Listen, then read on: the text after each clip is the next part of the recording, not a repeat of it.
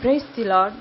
கிறிஸ்துவுக்குள் பிரியமான என் சகோதரனே சகோதரியே, தேவன் இன்று உங்களுக்கு தந்த வார்த்தை அப்போஸ்தலருடைய நடபடிகள் 5:29.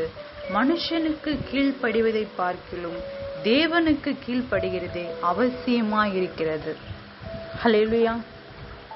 இயேசு இரக்கமுள்ளவர், இயேசு அன்பானவர், இயேசு மன்னிக்கும் இருதயம் உள்ளவர். ஹல்லேலூயா. எதுக்காக தேவனுக்கு கீழ்ப்படியணும்? எப்படி கீழ்ப்படியணும்? ஒரு மந்திரவாத குடும்பம் இருந்தது. அவங்களோட பிழைப்பே அதான், மந்திரவாதம் வைக்கிறது தான் அவங்க பிழைப்பே. பணம் கொடுப்பாங்க, அந்த பணத்துக்கு ஏற்ற மந்திரவாத ஆவிகளை அவங்க ஏவுறது தான் அவங்களுடைய வேலையே.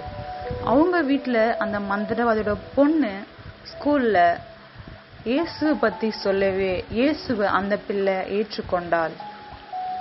அவ யாருக்கும் தொந்தரவு பண்ணாம தன்னுடைய வீட்டுல ஒரு மூலையில இயேசுவை நோக்கி ஜெபம் பண்ணுவாள். இவ தொடர்ந்து இயேசுகிட்ட ஜெபம் பண்ணவே அவர் மந்திரவாதம் செய்யும் போது அந்த பொல்லாத ஆவி வீட்டுக்குள்ள வரமாட்டேங்குது. சோ இந்த மாதிரி பண்றதால அந்த தகப்பனுக்கும் அந்த மகளுக்கும் சண்டை.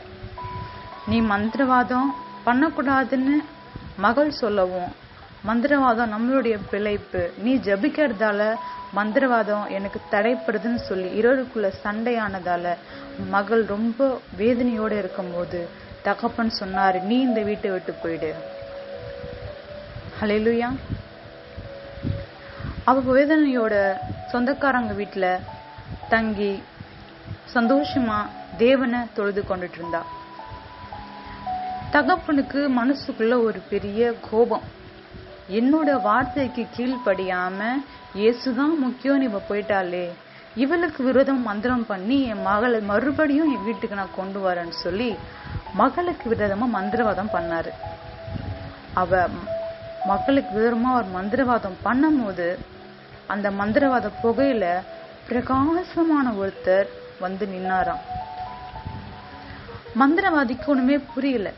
நம்ம அசுத்த ஆவிக்கு தானே மந்திரவாதம் போட்டோம், ஆனா வந்தது ஒரு பிரகாசமான உருவமா இருக்கேன்னு சொல்லி நீங்க யாருன்னு சொல்லி கேட்டிருக்காரு. அந்த பிரகாசமான தேவன் சொன்னாராம், நீ மந்திரவாதம் போட்டுட்டு இருக்க உம்முடைய மகள் ஆராதிக்கும் இயேசு நானே. நீ என் மகளுக்கு விரோதமா மந்திரவாதம் போட்டான்னா என் கை உனக்கு விரோதமா எழும்பும்னு சொல்லியிருக்காரு. அந்த நிமிஷமே மந்திரவாதி மனம் திரும்பி அவருடைய பாதத்துல விழுந்து ஒப்பு கொடுத்து ஒரு பாஸ்டரா மாறிட்டாரு.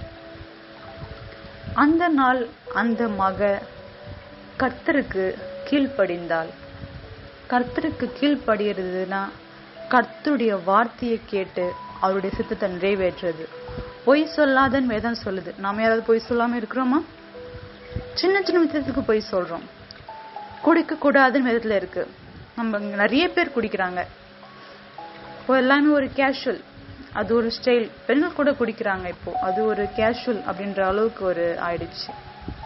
சோ மனுஷனுக்கு கீழ்ப்படியாம தேவனுக்கு கீழ்ப்படிந்தா தேவன் உங்களுக்காக இறங்கி வந்து உங்கள் சத்துருக்களை நொறுக்கி போட அவர் வல்லவராய் இருக்கிறார். இந்த நாளையும் தேவன் நோக்கி ஜெபிப்போம். அன்பு இழந்த எங்கள் தேவனாகிய கர்த்தாவே, உம்முடைய வல்லமை பெரிது. நீர் உம்முடைய பிள்ளைகள் மேல் வைத்த அன்பு மகா பெரியது சுவாமி. உம்முடைய பிள்ளைகளுக்காய் தகப்பனே யாவையும் செய்து முடிக்கும் தேவன் நீர். இந்த நாளிலும் தகப்பனே நாங்கள் மனிதருக்கு கீழ்ப்படியல ஆண்டவரே, உம்முடைய வசனத்திற்கும் உம்முடைய வார்த்தைக்கு நாங்கள் கீழ்ப்படுகிறோம் என்று ஒப்பு கொடுக்கிற உம்முடைய பிள்ளைகளை உம்முடைய கரத்திலே தாழ்த்தி ஒப்பு கொடுக்கிறேன். உம்முடைய நல் வசனத்தினால், நல் மனசாட்சியினால், நல் ஒழுக்கத்தினால், நல் ஆசீர்வாதத்தினால் நிரப்பி ஆசீர்வதியும் காத்துக்கொள்ளும். இயேசு கிறிஸ்துவின் நாமத்தில் ஆமேன். God bless you.